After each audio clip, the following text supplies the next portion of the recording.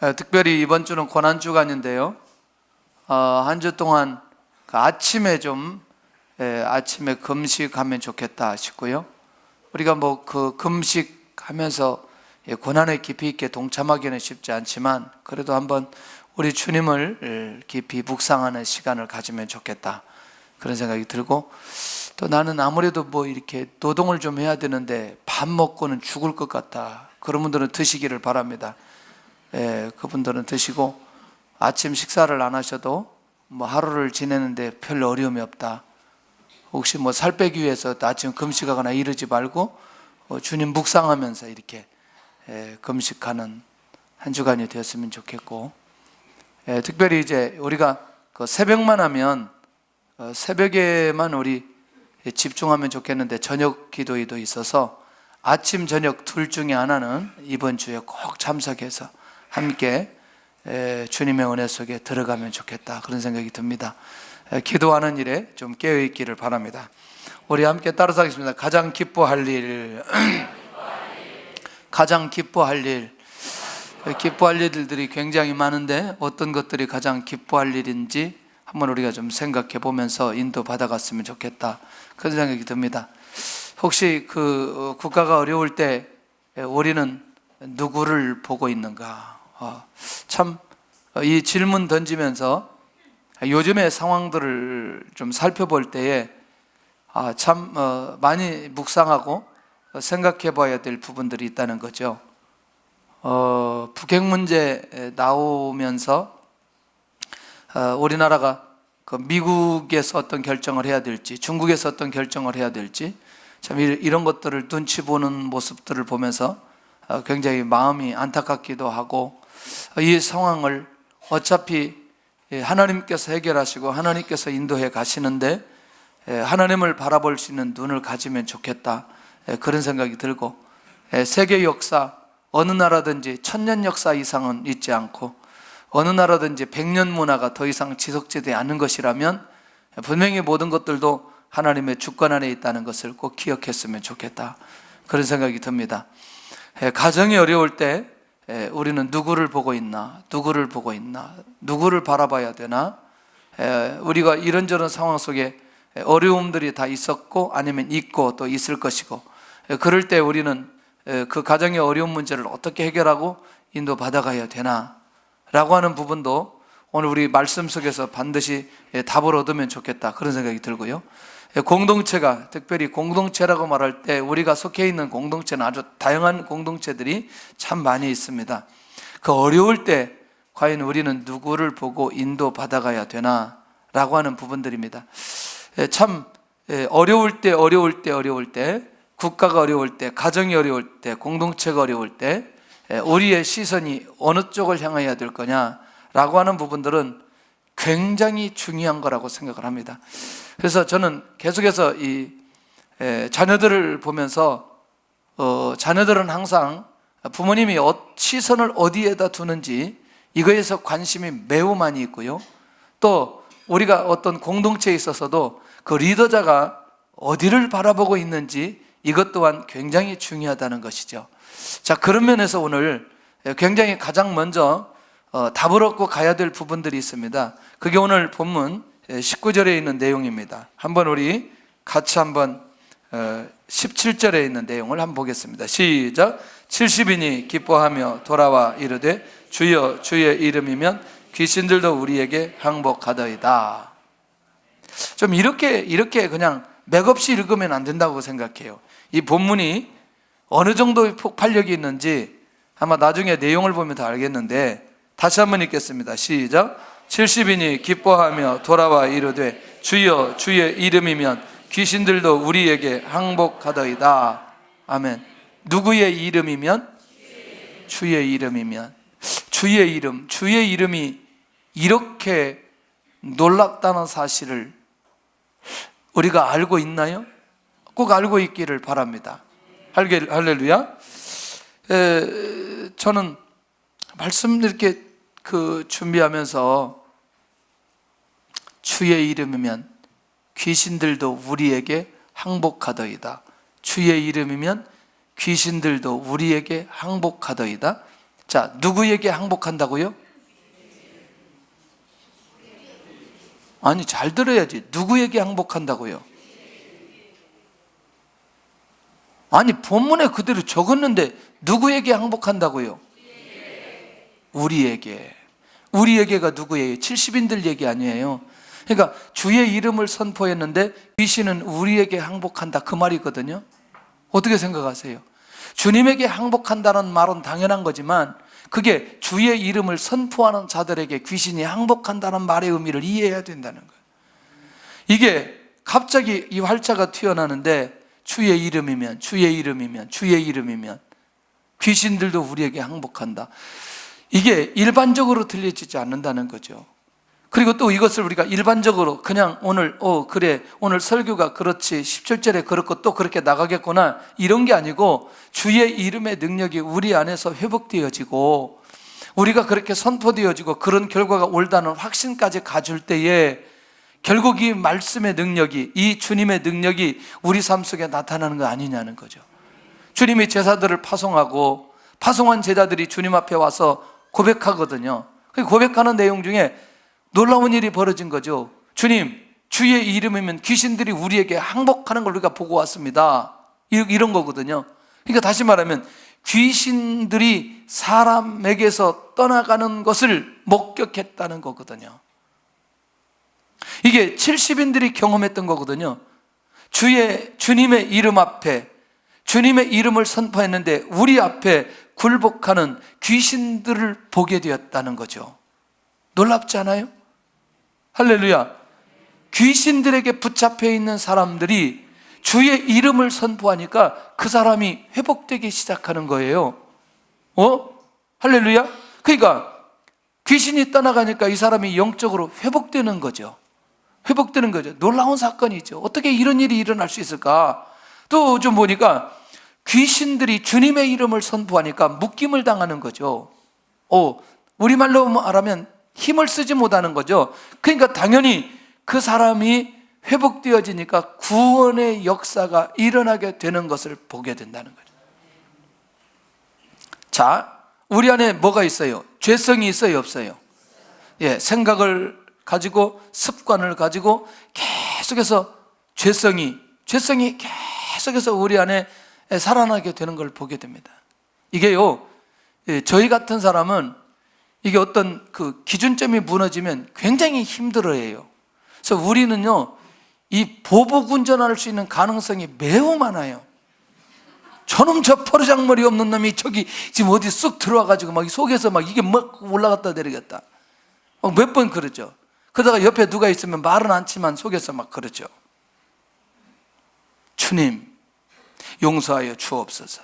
아직도 내 죄성이 내 안에 살아나서 저 사람이 바쁘게 금방 이렇게 들어온 걸 이게 또 안에서 분노가 일어나가지고 이 사단이 이걸 얼마나 내 안에 있는 이 죄성을 끌어내서 얼마나 나로 하여금 그렇게 살지 못하게 만드는지 우리도 습관적으로 사단이 우리를 이용하는 우리의 죄성이 있다는 얘기죠. 맞나요? 생각지도 않은 탐심이 오거나 또는 음란의 생각들이 오거나 어떤 욕심이 오거나 분노가 일어나거나 혹은 거짓말을 하거나 이런 죄성들이 우리 안에 일어날 때마다 예수 그리스도의 이름을 선포하시기를 바랍니다. 어떻게 그것이 우리 안에서 해결되어지고 어떻게 우리를 조종하는 그 사단의 세력들이 묶게 되어지는지 묶임을 당하게 되어지는지 아마 계속해서 지속적으로 이것을 경험해보고 경험해본 사람들은 아마 지체하지 않고 주님의 이름을 선언할 줄로 믿습니다.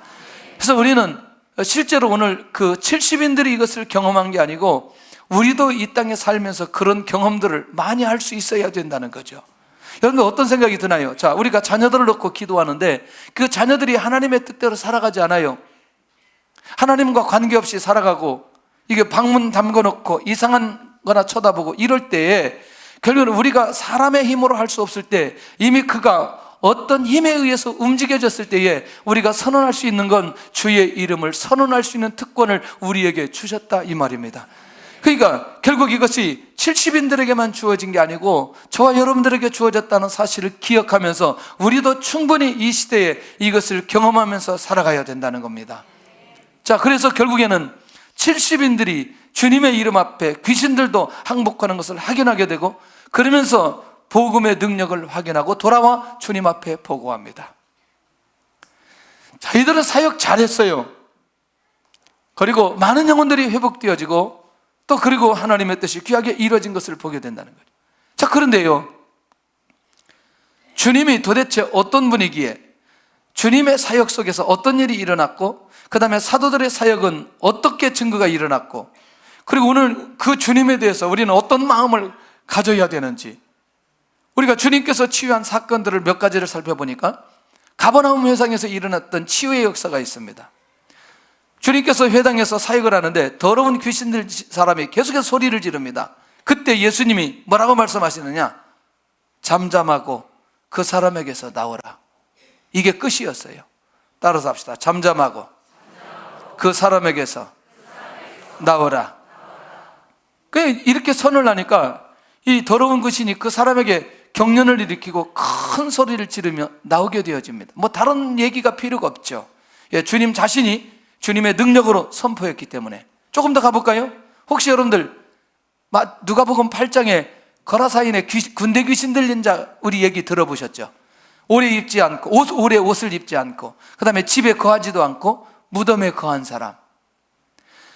결국 주님이 뭐라고 말씀하시죠? 간단합니다. 그 사람에게서 나와. 이게 끝이었어요.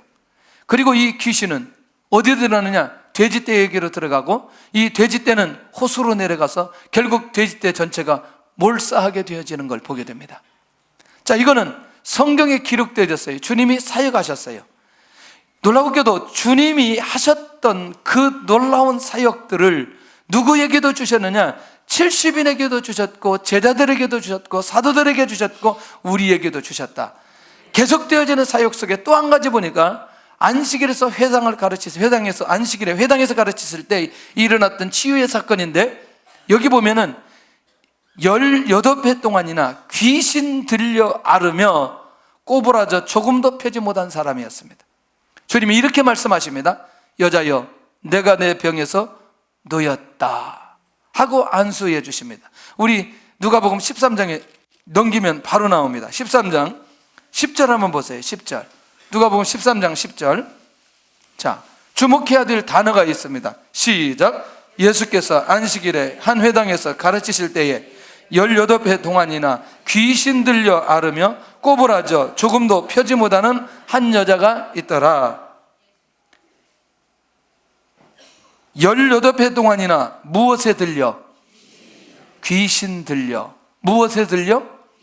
귀신 들려. 자, 12절 시작. 예수께서 보시고 불러 이르시되 여자여, 내가 내 병에서 놓였다 하시고, 뭐 하셨다고 그랬죠? 그 다음에 안수하셨다고 얘기했어요. 자, 그럼 저를 보시기를 바랍니다. 이 여인도 무엇에 들려? 귀신 들려. 아니, 이 귀신 눈이 잘못됐다고 그래가지고 문제가 많이 있잖아요. 그러니까 그게 뭐가 잘못됐냐면, 모든 병은 귀신으로부터 왔다, 이것은 아니라는 거죠. 귀신으로부터 올 수도 있지만 하나님의 뜻이 있는 것도 있다는 거죠. 실수로 오는 것도 있다는 거죠. 예를 들어서 술을 많이 마셔가지고 간경화 온 건 뭐예요? 귀신 들린 거예요? 에? 자기가 뭐예요? 뭘 많이 마셔서? 예, 그러니까 그렇게 접근하면 안 된다. 그래서 귀신 눈에 그것이 잘못됐다, 이제 그런 얘기고. 자, 그러면서 실제로 본문에는 귀신 들린 사람은 귀신 들렸다고 기록하고 있습니다. 맞나요? 자, 그러니까 여기서도 주님께서 이 회당에서 가르치실 때 이 여인도 주님께서 치유해 주셨습니다. 그리고 이 여인은 하나님 앞에 영광을 돌리기 시작합니다. 자, 이건 이미 우리가 확인할 수 있는 겁니다. 확인할 수 있는 것. 그런데 이게 중요하다는 거죠.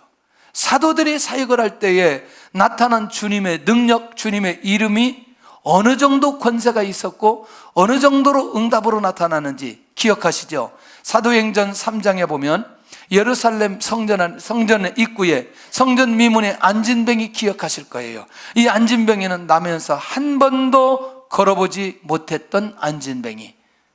자, 오늘 베드로와 요한이 성전에 들어갈 때에 이 안진뱅이가 구걸할 때에 정확하게 이렇게 합니다. 내게 있는 것으로 내게 주느니, 누구의 이름으로? 나사렛 예수 그리스도의 이름으로 일어나 걸어라. 이거의 핵심이었습니다. 누구의 이름으로? 결국 예수님의 제자들도 예수 그리스도의 이름을 선포하고 선언할 때에 앉은 맹이가 일어났던 것을 성경은 기록하고 있고 우리에게 알려줍니다. 아멘. 누구의 이름으로? 예수 그리스도의 이름으로. 그리고 그 앉은 맹이는 발과 발목에 힘을 얻고 뛰어서서 걷기도 하고 하나님을 찬미하면서 성전에 들어갑니다. 비밀이 하나 있어요. 왜? 자, 이렇게 질문을 던질게요. 이 시대에 앉은뱅이가 성전 미문에 앉아있는 앉은뱅이밖에 없었을까? 많이 있었습니다. 이유가 뭐냐? 예루살렘을 향한 구원의 역사를 이루기 위해서 이 치유가 일어나야만 되었다는 것입니다. 그러니까 예루살렘을 향한 하나님의 계획이 있는데 그 예루살렘에 있는 사람들이 하나님 앞에 돌아오도록 하기 위해서는 많은 사람들이 알고 있는 이 앉은뱅이의 회복이 필요했다, 이 말이라는 거죠.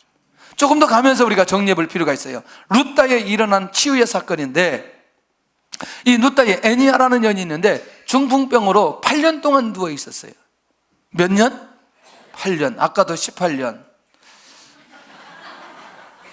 성경에 왜 18이라는 단어가 이렇게 많은지 참 설교할 때 매우 힘들어요. 18년. 그렇게 하기도 또 그렇고 어색하잖아요, 이게. 그래요. 그런데 이제 이 여인도 치유가 되는 거죠. 그거 뭐라고 베드로가 얘기하느냐? 주 예수께서 너를 낫게 하시니 일어나 자리를 정돈하라. 그 말은 뭐예요? 너가 이제 주님께서 치유하셨으니 일어나라. 그 말은 뭐냐면 이 주의 이름으로 이 여인이 어떻게 치유되고 일어날 수 있는지 주님의 이름을 선포합니다.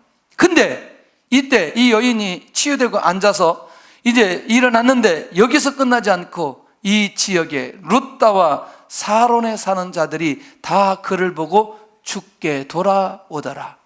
확인하겠습니다. 사도행전 9장 35절. 이걸 확인해야 왜 이 사건이 이 시대에 여기 이 지역에서 일어났는지 사도행전 9장 35절. 자, 34절에 보면 동일하게 지금 제가 말씀드린 대로 일어나 내 자리를 정돈하라 한데 곧 일어나니 35절 시작. 룻다와 사론에 사는 사람들이 다 그를 보고 죽게로 돌아오니라. 정리됐나요?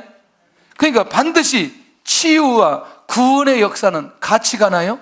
예. 아까도 70인들이 귀신들이 우리에게 항복하더이다 라고 하는 건 그 뒤에 귀신들이 항복함과 동시에 어떤 일이 벌어지는 거죠? 구원의 역사가 일어났다는 얘기입니다. 조금 더 볼게요. 세 번째, 빌립보에서 일어나는 바울의 치유의 역사 기억하시죠? 점치는 귀신 들린 여종, 계속해서 하나님의 종, 거룩한 종 하나님의 하도 시끄럽게 하니까 예수 그리스도의 이름으로 그에게서 나오라 이렇게 말합니다. 나오게 되죠? 근데 이 사건이 왜 그 당시에 거기서 일어났냐? 여기서도 누구의 이름이 선포되는 거예요?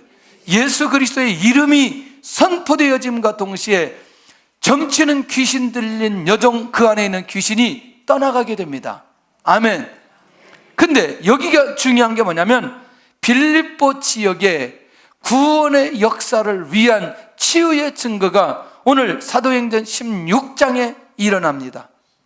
이 일어나는 사건은 반드시 빌립보를 향한 하나님의 계획이 그 안에 있었다.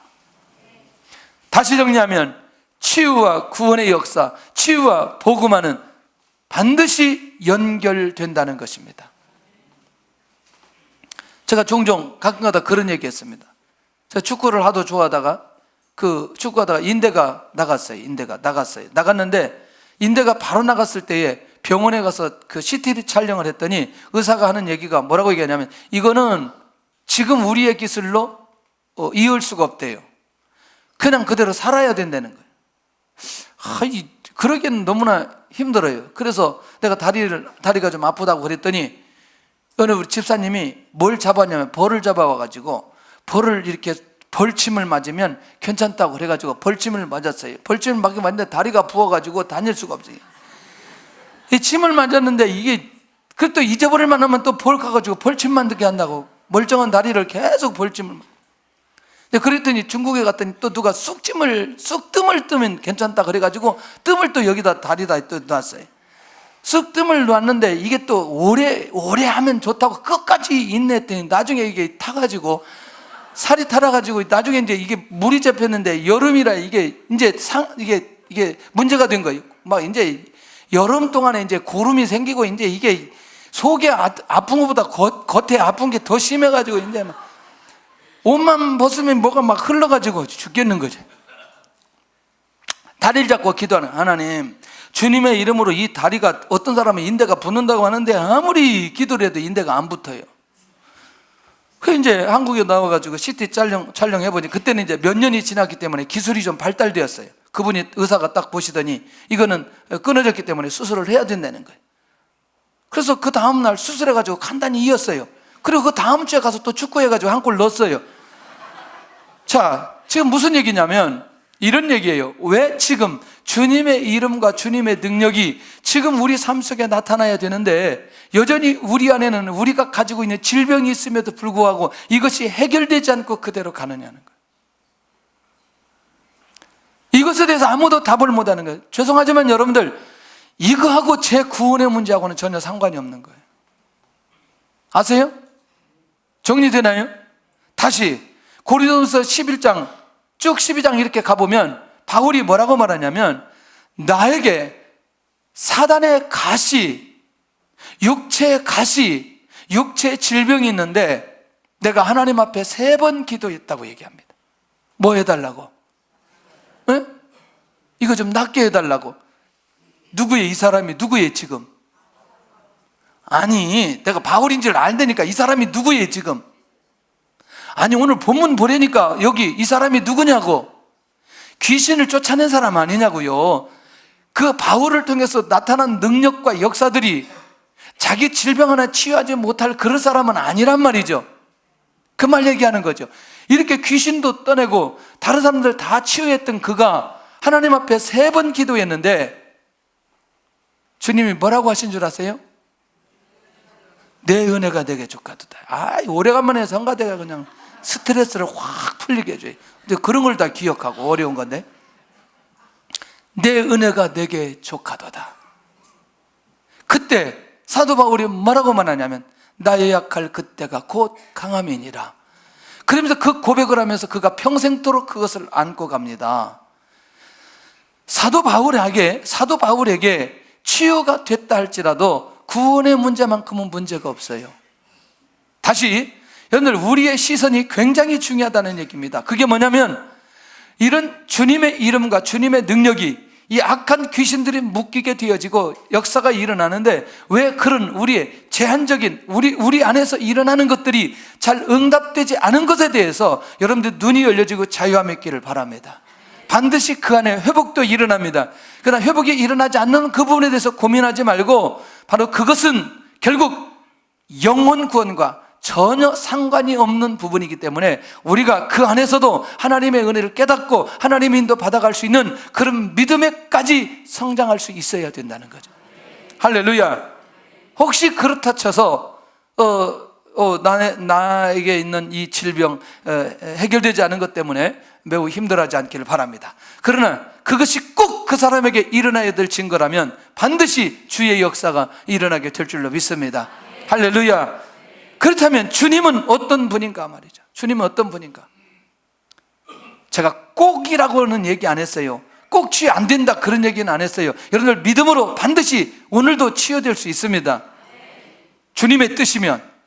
자, 그렇다면 우리가 주님의 이름이면 귀신도 항복하겠다 그러면, 지금 주님께서도 그런 치유의 능력이 일어났고 사도들에게도 그런 치유에 일어났고 70인들도 그런 역사가 일어났고 2000년 동안에 지금껏 주님의 능력이 나타나게 되었어요.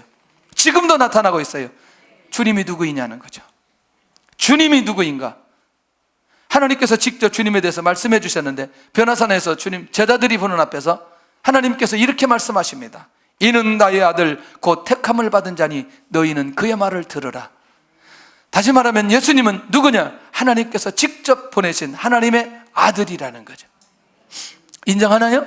예, 조금 더 가볼게요. 또 주님께서 직접 아까는 하나님 말씀하셨지만 요한복음 10장 30절에 가서 보면 주님이 나와 아버지는 하나이니라 이렇게 말씀하셨어요. 그럼 이렇게 표현하면 어때요? 주님은 주님 자신이 하나님이시라고 고백했다. 틀리지 않았죠? 예. 결국 하나님과 예수님은 한 분이시라는 것, 그러니 당연히 하나님이 가지고 있는 능력과 그 권세가 누구에게도 있다? 예수 그리스도에게도 있다라는 사실을 가르쳐주고 있다는 거죠. 다시 주님께서 부활하신 후에 제자들에게 자기 자신을 소개하면서 모든 족속을 맡길 때 뭐라고 말하느냐? 하늘과 땅의 모든 권세를 내게 주셨다, 이렇게 말씀하셨어요. 그러니까 우리 주님은 모든 권세를 가지신 분이라는 사실을 우리가 인정하면서 가야 된다. 한 번 더 갈까요?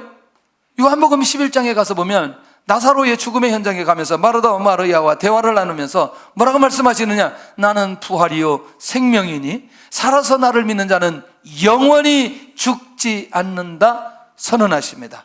정리해 볼까요? 죽음을 초월하신 분, 죽음이 그리스도를 건들지 못하는 분, 우리에게 부활의 첫 열매가 되신 분, 이분이 누구다? 예수 그리스도이시다. 아니, 여러분들 놀랍지 않아요? 좀 그렇게 표현해서 죄송하지만 우리한테는 누구도 가질 수 없는 십자가의 복음이 우리 안에 있단 말이죠. 예수 그리스도를 선포하기만 하면 악한 세력들이 묶이게 되어지고, 그리고 하나님의 나라가 확장되고, 우리 안에 영적인 육적인 것들이 치유되어지고, 우리를 천국까지 가게 할 수 있는 이 십자가의 복음이 우리 안에 있음에도 불구하고 이것을 누리지 못하고 살아가는 것이라는 건 불행한 일 아니겠냐는 거예요. 할렐루야. 아니, 꼭 제가 그렇게 얘기해서는 좀 안 된다고 생각을 하는데, 비유를, 여러분들 내 지갑 안에 비상금이 있는지도 모르고 비상금이 없는 줄 알고 쫄쫄 굶으면서 일주일 한번 살아가 보세요. 나중에 지갑을 열어봤더니 비상금 접어놓은 게 10만 원짜리가 있어요. 수표가 억울해요. 억울하잖아요. 엄청나게 억울하죠. 일주일 동안 왜 굶어요? 왜 굶어? 찾아서 쓰면 되는 거지. 여러분들, 우리도 모르게 곤고한 시간들을 많이 보내고 힘든 시간들을 많이 보내는 결정적인 이유는 내 안에 계신 예수 그리스도의 능력을 내가 안 믿는 거예요. 내가 그 주님을 찾지 않는 거죠. 그 주님을 선언하지 않는 거죠. 이런 엄청난 축복과 은혜를 내가 받고 있으면서도 내가 이걸 마음껏 누릴 수 있는 기회가 주어졌음에도 불구하고 그분이 누구인지에 대한 감격과 또 사모함도 내 안에 있지 않았을 때, 오늘 우리는 누릴 수 있는 그 엄청난 하나님의 은혜를 누리지 못하고 살아가는 경우들이 많이 있다는 것입니다. 아멘. 그렇다면 이 땅에 회복되어야 될 주님의 능력은 예수 그리스도를 믿는 그리스도를 통해서 이 주님의 능력이, 주님의 이름이 회복되어야 됩니다. 아멘. 주님의 이름의 공동체인 교회를 통해서 이 땅에서 회복되어져야 되고, 또 하나님의 나라가 확장되어야 되는데, 또 한 부류는 열방을 향해서 복음을 전하는 선교사님을 통해서 주님의 능력이 나타나야 되고 주님의 이름이 선포되어져야 된다는 겁니다. 이 땅에 누구를 통해서 주님을 나타내야 되나요? 저와 여러분들을 통해서 나타내야 될 필요 있지 않겠어요? 지금도 영적으로 시달린 수많은 영혼들이 우리가 선포되는 예수 그리스도의 이름 앞에 흑암의 세력들이 묶게 되어지고 그 영혼들이 하나님 앞에 돌아오는 일에 우리가 쓰임받을 수 있다면 그 능력은 지속적으로 나타나게 될 줄로 믿습니다. 그렇다면 주님을 통해서 확인된 이 사단의 정체, 주님께서 그 보고를 들으시고 뭐라고 말씀하시느냐? 그래, 사단이 하늘로부터 번개같이 떨어지는 것을 내가 보았노라. 오호, 놀라운 얘기였어요. 이거 세상에 주님의 이름 선포해도, 아니 세상에 귀신들이 우리에게 항복하는 것을 그 70인들에게 보여주셨는데, 이제는 뭐냐면 주님께서 직접 사단이 하늘로부터 떨어지는 걸 보셨다고 얘기합니다. 주님의 이름으로 복음을 전할 때, 주님의 이름으로 귀신이 떠나갈 때, 주의 이름을 선포할 때 이런 역사가 일어났다는 것이에요.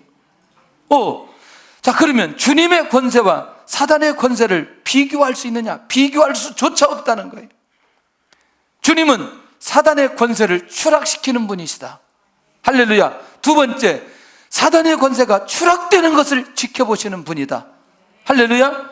세 번째, 사단의 정체를 정확하게 알고 계시는 분이다. 사단과 주님을 비교할 수 있어요, 없어요? 비교될 수조차 없다는 거예요. 예수님의 이름을 마음껏 선포할 수 있기를 바랍니다. 주님을 믿으시기를 바랍니다. 주님 안에서 진정한 누림이 진행되시기를 바랍니다.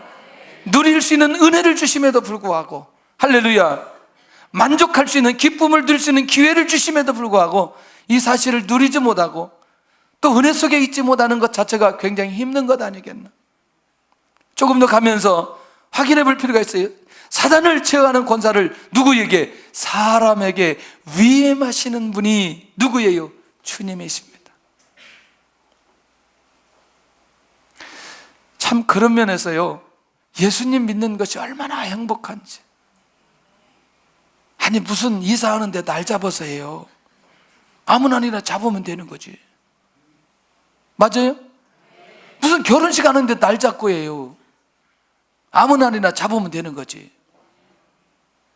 무슨 누구를 만나는 것에 뭐 그렇게 고민해요. 사주 보고 뭐 궁합 보고. 하나님 만나게 해준 줄로 그냥 만나서 결혼하면 되는 거지. 맞아요? 뭐가 문제예요? 뭐가 문제? 할렐루야. 난 너무너무 중요해요. 지난번에도 어떤 분이 이렇게 신도단지 보시다가 이거 해결하지 못한다 그래가지고 우리가 왔다가 여기서 다 깨버렸는데, 우리가 초창기 교회 개척할 때 이런 분들을 굉장히 많이 만났어요. 특별히 저쪽에 그 부평에 있는 교회와 우리가 전도를 왔다 갔다 하면서 그 지역에는 왜 그런 분들이 그렇게 많았는지 몰라요. 이게요, 지금까지 섬겼던 이거를 해결을 못하는 거예요. 무서워가지고 가지고 와라, 우리가 박살을 내버리는 거예요. 그게 무슨 힘이 있다고, 단지가 무슨 힘이 있다고. 맞아요? 예수 그리스도의 이름 앞에 왜 그렇게 위축되어 살아가느냐는 거죠. 여러분 속지 않기를 바랍니다. 사단은 힘이 없어요. 그리스도 앞에 아무 날짜 이사해도 상관이 없어요. 누구 만나도 상관이 없어요. 왜 그렇게 그런 것에 우리가 시달리면서 그런 말을 그렇게 하나님의 음성처럼 들리는지. 이게 불행한 일이라니까. 불행한 일.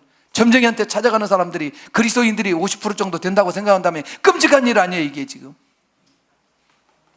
죄송합니다. 지금은 어떨지 모르지만 옛날에 목사님이 개척하려고 어디다 개척하면 좋겠냐고 점쟁이 차한테 물어본 일도 있다는 거예요. 사실이 아니길 바래. 사실이 아니길 바래. 사실이 아니겠지. 사실이 아니겠지. 나한테 오라 그래요. 그런 분들 나한테 오라 그래요. 자, 다시 복음이 그만큼 약화되지 않다는 얘기죠. 약하지 않다는 얘기죠.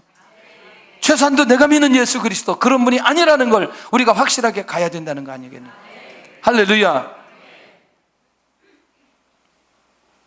가장 무서운 게요, 아까 얘기했죠. 국가 또는 개인, 가정, 공동체 두려움을 가져다 주는 게 제일 큰 문제입니다. 맞아요? 예. 이 문제는 반드시 예수 그리스도 안에서만 해결될 수 있어요. 좀 이따 좀 가면 더 나오면서 정리를 좀 해보면 좋겠는데, 자, 그러니까 주님이 세 번째 뭐라고 얘기했느냐, 파송자들에게 주신 게 있다는데 19절을 한번 보세요. 뭘 주셨는지. 다시 누가복음 10장 19절 가야 돼요. 자, 이제 크게 봐야 됩니다. 오늘 여기에서 우리가 확인할 게 있어요. 시작. 내가 너희에게 뱀과 전갈을 밟으며 원수의 모든 능력을 제어할 권능을 주었으니 너희를 해칠 자가 결코 없으리라. 아멘. 와, 자, 잘 들으셔야 돼요. 또 이거 잘못 들으면 큰일 납니다. 해석을 잘못하면 큰일 나는데, 뱀과 전갈을 밟는 권능을 주셨다. 그러면 이때부터 예수님의 제자들, 우리는 전부 다 뭐하러 다녀야 돼요? 뱀 밟으러 다녀야 돼요. 그게 아니라는 거죠. 상징적인 의미라는 거죠. 성경 한 군데도 뱀과 전갈을 밟았다 그런 기록은 없어요. 맞나요? 그러니까 뱀과 전갈은 바로 어떤 세력? 사단의 세력을 상징한다. 그러면 이렇게 말하면 어때요? 뱀과 전갈을 밟는 권능을 주셨다는 건 사단의 세력을 밟는 능력을 주님께서 주셨다. 할렐루야. 조금도 두려워할 이유가 없다는 거예요. 자, 고린도서 11장 3절 가서 보면 시작. 뱀이 그 간계로 하와를 미혹한 것 같이 너희 마음을 그리스도를 향하는 진실함과 깨끗함에서 떠나 부패할까 두려워하노라. 여러분들, 뱀을 누가 이용했어요? 그렇습니다. 사단이 이용했어요. 그러면 우리가 그리스도를 향하는 그 진실함과 그 깨끗함에 떠나서 부패하도록 도전하는 것도 결국 누구예요? 그렇습니다. 그런데 우리에게는 이미 그것을 밟을 수 있는 무엇을 주셨다? 권능을 주셨다. 권능을 주셨다. 내가 믿음으로 받는 순간부터 이것을 우리가 누릴 수 있다니까요. 활용할 수 있다니까요. 그런데 더 중요한 건 제자들에게 악한 세력을 물 수 있는 능력을 부여해 주셨는데, 근데 이제 그 다음의 내용이 뭐냐면 원수의 모든 능력을 제어할 능력을 주셨다. 좀 이해를 못할까봐 한 번 더 주님께서 구체적으로 더 한 번 말씀하셔요.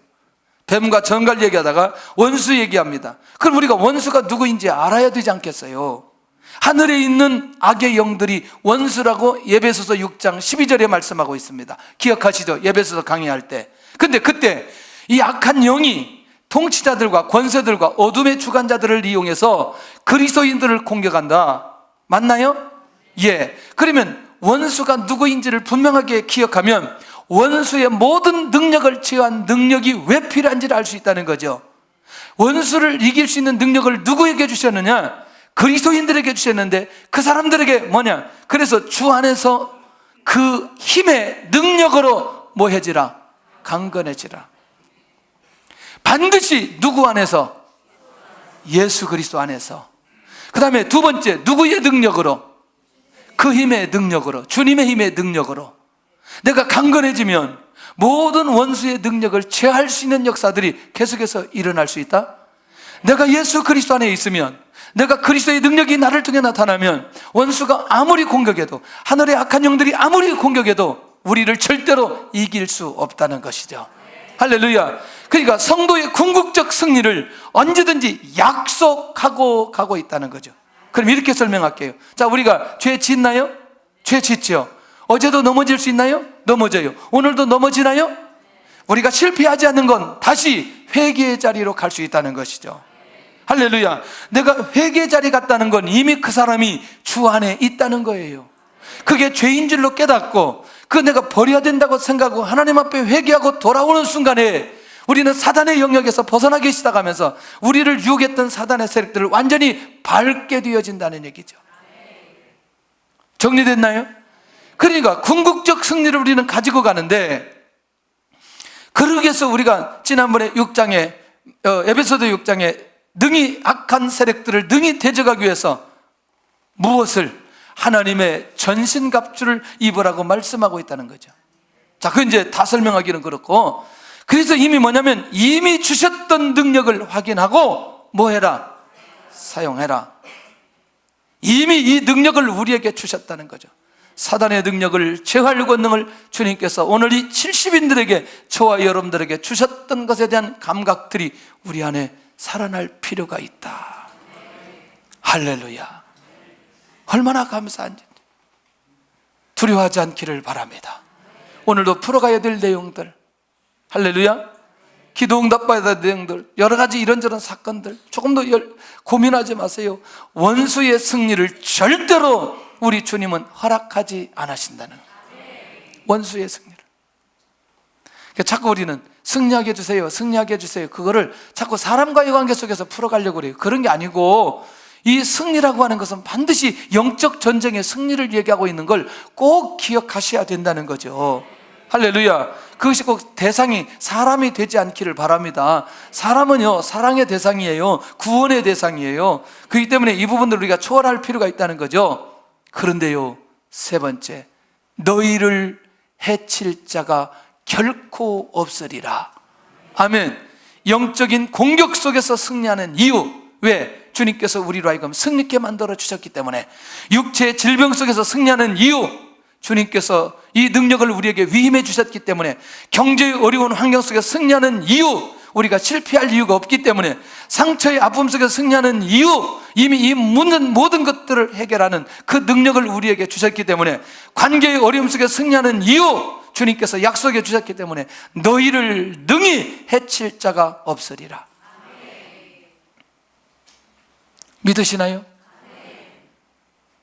혹시 이번 주에 영적 전쟁에 굉장히 힘들게 어렵게 왔던 분들이 있다면 오늘 이 시간에 회복할 수 있기를 바라고, 앞으로는 계속해서 누릴 수 있기를 바랍니다.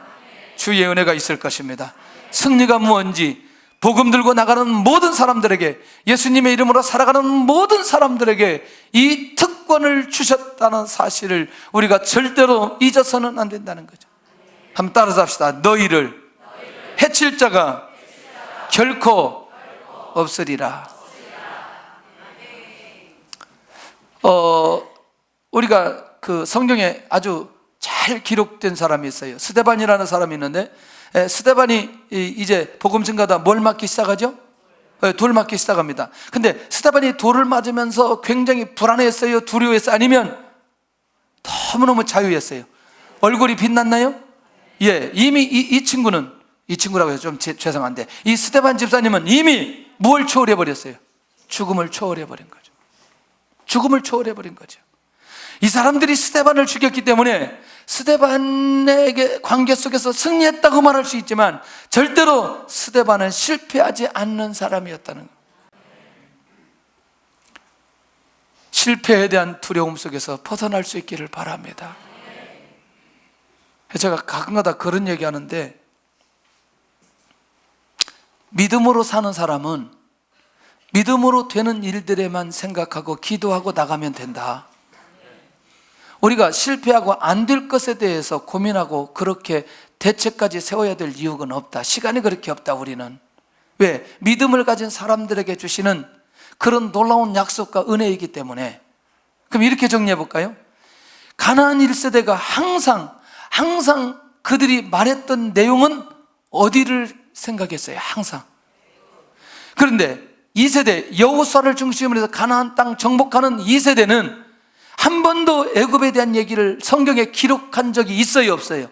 없어요. 앞으로만 가는 거예요. 전쟁만 하는 거죠. 아무리 강한 연합군이어도 조금도 두려워하지 않는 거죠. 왜? 하나님의 계획이 거기에 있기 때문에. 믿음으로 사는 사람들의 특징이 무엇인가를 우리가 분명하게 이해하고 나갈 필요가 있다는 얘기죠. 주님께서 이렇게 말씀하십니다. 내가 세상 끝날까지 너희와 항상 함께 있으리라. 주님이 지금 우리와 항상 함께 계신다는 겁니다. 이제 넷째, 굉장히 중요합니다. 이걸 가장 핵심적으로 이렇게 얘기할게요. 갑자기 이제 지금 70인들이 와가지고 주님의 이름이면 귀신들도 우리에게 항복하더이다 해가지고 너무너무 좋아가지고 막 와서 기뻐하는 거예요. 근데 갑자기 주님께서 찬물을 쫙 끼얹는 거예요. 귀신들이 너희에게 항복하는 것으로 기뻐하지 말라. 어떤 생각이 드세요? 귀신 되어 쫓는 권세를 누가 주셨어요? 주님이 주셨어요. 그리고 이걸 진짜로 이 70인들이 가서 사역했나요? 사역했어요. 순종했잖아요. 주님의 이름의 권세를 마음껏 누렸어요? 누렸어요. 그리고 자신들을 통해서 주님의 능력을 확인했어요. 맞아요? 예. 그 다음에 주의 권세 이름을 활용하는 이유를 주님께서 알려나는 거죠. 이게 비밀입니다. 아까 지금 것들을 정리를 해보면, 귀신들이 떠나가고 묶임을 당하는 건 반드시 거기에는 그리스도를 증거하는 데 목적이 있다는 거예요.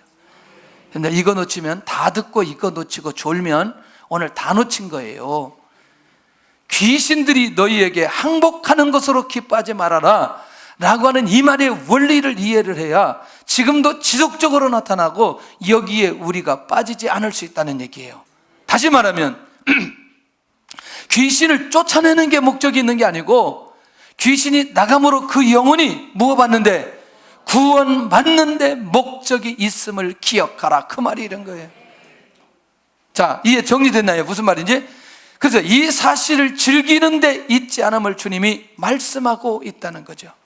자, 그러면 자, 지금 만약에 이게 중요한 거라면 귀신 쫓아내는 교회가 굉장히 부흥해야 되고 그 사람이 엄청나게 쓰임 받아야 되잖아요.